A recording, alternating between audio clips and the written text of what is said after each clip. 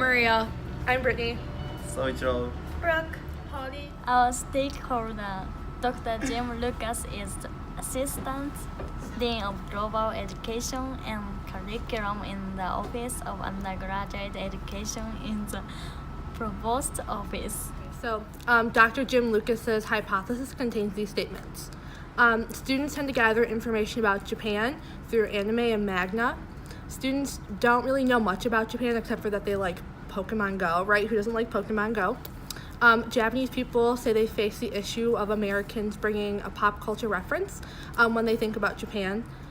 When students tend to think about traveling overseas, they think about Europe or where English is spoken, so it's more home-like.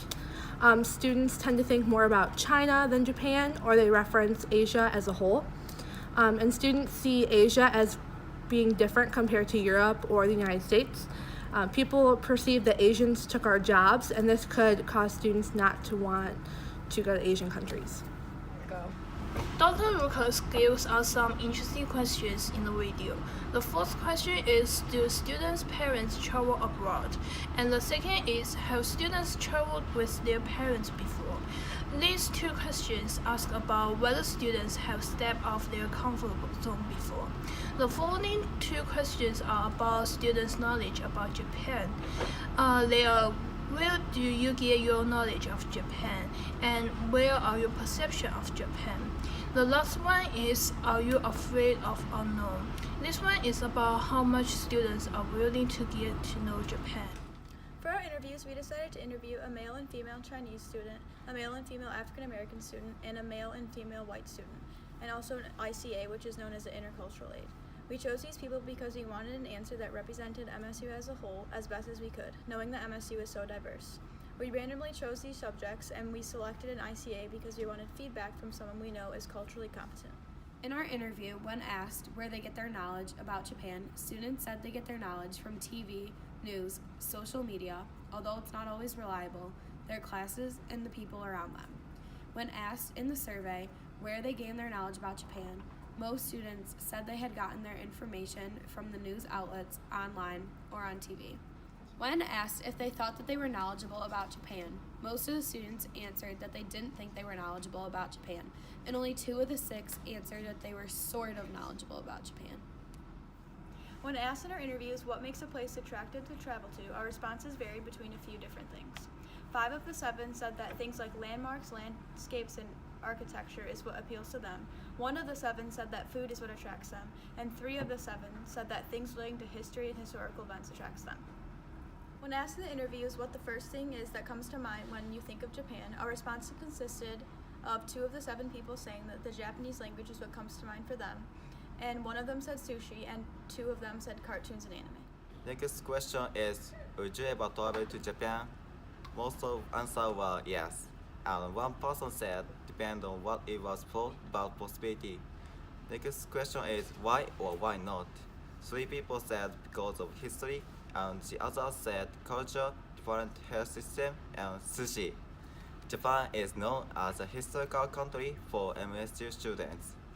From our interviews, we found out that some people like anime and some people don't. On the survey, 1 being strongly agree and 6 being strongly disagree. Most people answered 3, which is in the middle. There was no majority answer. For the next question, we learned that most MSU students do not follow Japanese pop culture.